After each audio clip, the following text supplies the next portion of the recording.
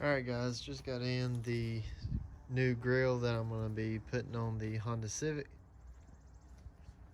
This is, I forgot what style it's called, but this is just your El Cheapo off of Amazon. I had to look and make sure that I got the grill surround with the screw inserts and then your mesh grill. So the plan is, I've already sanded it with 200 grit. I'm gonna sand it, epoxy it, prime, and then sand again, and then lay the Medora green up there, and then put some clear on it, and then I'll put this black mesh on the inside.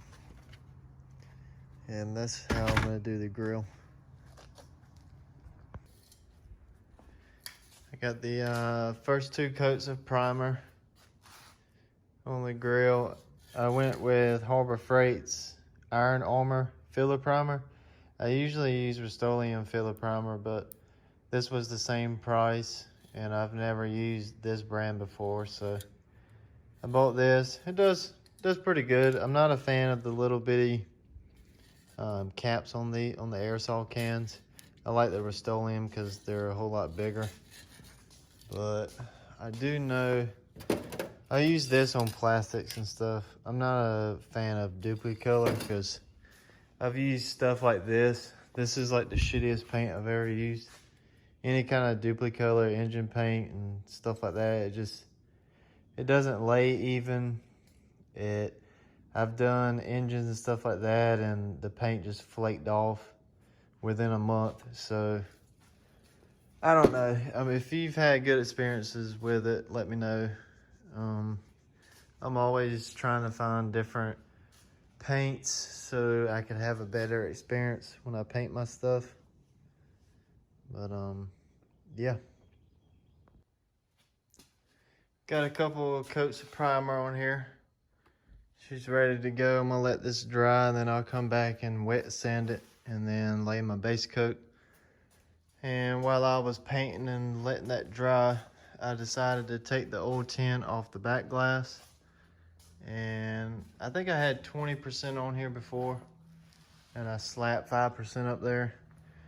I had this car probably I had been 2 years of full-time window tinting. And this back glass on the Civic hatchbacks are real curved, and it's a pretty big piece of film you have to use. So when I did it, I wasted film on this back glass. It was just a pain. So I ended up doing like a 2-piece. So I ran 1 piece here, and then I did another piece there. That way then I was able to lay the tint up there.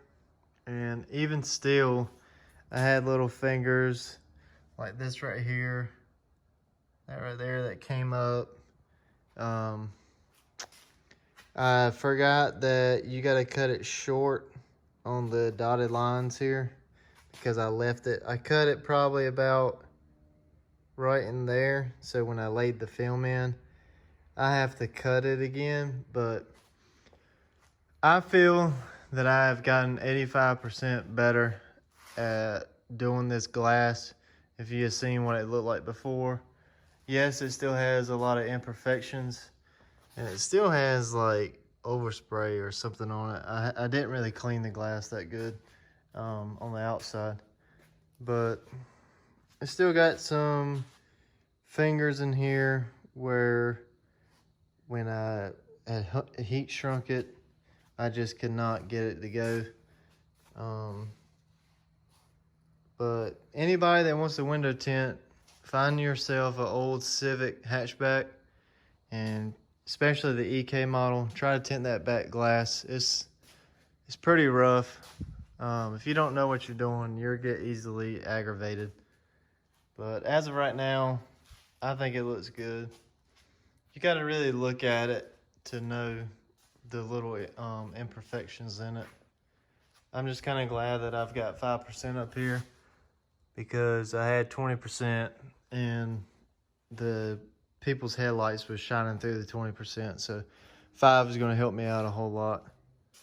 But yep, that is my job. I also work construction, but I do window tinting all the time. And I used to make a lot of videos about it, but I need to get me a camera because I listen to music on my phone and I'm recording with my phone right now. So maybe in the future, when I get a camera or something, I can set it up on a tripod and record a lot of stuff that I do. Until then, I usually forget to pull out my phone and record. But that's the end of this section. I just wanted to show you that. I did tint the windshield the other night too. It's 35. And I'm just ready for this pollen to go away because there's no use to wash the car if the pollen's going to get all over it. So I think I'm going to attempt to spray this again. I've been having a lot of complications with my sprayer. Not too sure. Well, here's my spray gun. I got this from Harbor Freight. It does pretty good. I just got to adjust it so I can get it right because I have sprayed some stuff with it. Like I said, I sprayed my front bumper on the Civic and I didn't have a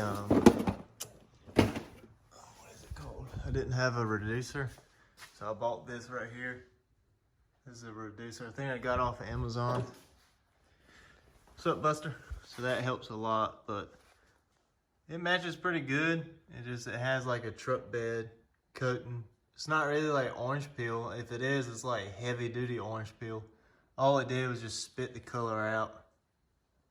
But I think it looks pretty good. Like it gives a rugged edge to it. This mirror here came out pretty good. It's got a little bit of run of paint, like right in there. The paint didn't really want to stick well. But this side is the worst. This is just going too fast, not waiting. Laying different amounts of coats on here and then coming back with clear coat and just not letting enough dry time for the paint. But I'll redo it some other time. The paint that I'm using isn't really a super perfect match, but it could be my clear coat. I'm not sure yet. So, see you guys. Alright, today I'm trying to get this winch off of this bumper. I went ahead and took this synthetic rope out. I had to free up the spool and then I pulled it out by hand since I already took it off the 4Runner. And then I gotta take the fair lead off, but I couldn't take the hook off. You have to unspool the wire and then there's a set screw. It's right there. And you take that off and you take the whole rope out. And then here's the rear bumper. What I did was I took the 2-inch body lift off of the 4Runner. And here's my synthetic rope. I got a Smitty built winch and that's the synthetic rope that I paid for there. Trying to sell these bumpers. The market for metal has gone up, so I got them for sale a little bit higher. Hopefully I can get my money back because I can't remember what I paid for this, but I have it for like $1,000 or best offer. And then the rear bumper I have for $14 or best offer. And right now I'm just down here trying to take these off. Took my hitch lock off, and then I still got to work on this winch. I gotta go get an extension for my M12 stubby. These bolts that hold the winch in are 16 millimeter. I would have never thought that, but I just gotta take the base off, take the fair lead off, and then all that would be set. I'm having a lot of issues of people thinking that I'm selling the winch with the bumper, but I'm not. So I'm gonna take it off and take another photo of it and then probably edit the post or repost it again. But a lot of people are buying stuff right now. I'm not really buying stuff, I'm actually selling stuff. So in this market of today, you can sell stuff for actually more than what you paid for. And I brought this big old screwdriver down here, but it won't fit in this hole. So I'm gonna have to go get my Nipex pliers to get these off, or find a little bit smaller screwdriver. But in today's market, everything, because of inflation prices, you can actually sell stuff for what you paid for a couple years ago, or you can sell it for more. And for some reason, people are buying this stuff. I don't know why. And sorry for the wind, but I'm gonna go get some more tools and then come back and work on this. I got the winch off of the addicted off-road bumper. It wasn't too bad. I just need to clean it up. You can tell it's pollen season. Got the tire off of the swing out. Alright, that's good right there. It's pretty windy today. But even the winch, man, weighs a whole lot. But even without it, this still weighs a whole lot.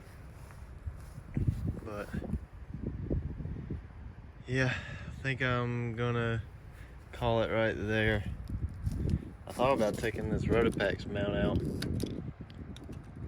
leaving this, but just taking this part. But this is just an El Cheapo off of Amazon, because the real Rotopax is a lot of money. But I do have, I got a blemish Rotopax. It's a field pack. I got a blemish one because they give you like $30 off if it's got a scratch, and I'm like, give it to me.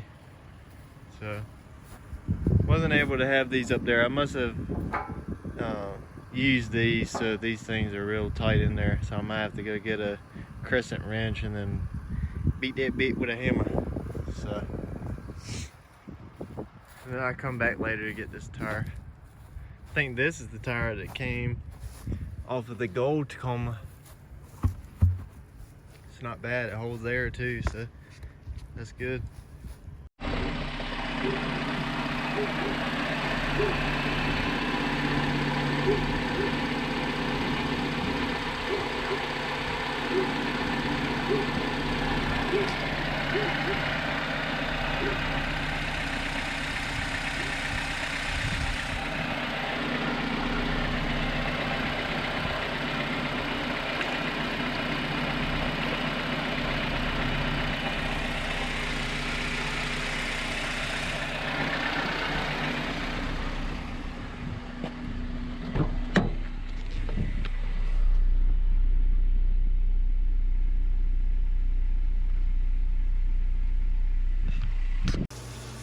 Out here fixing me some deer sausage.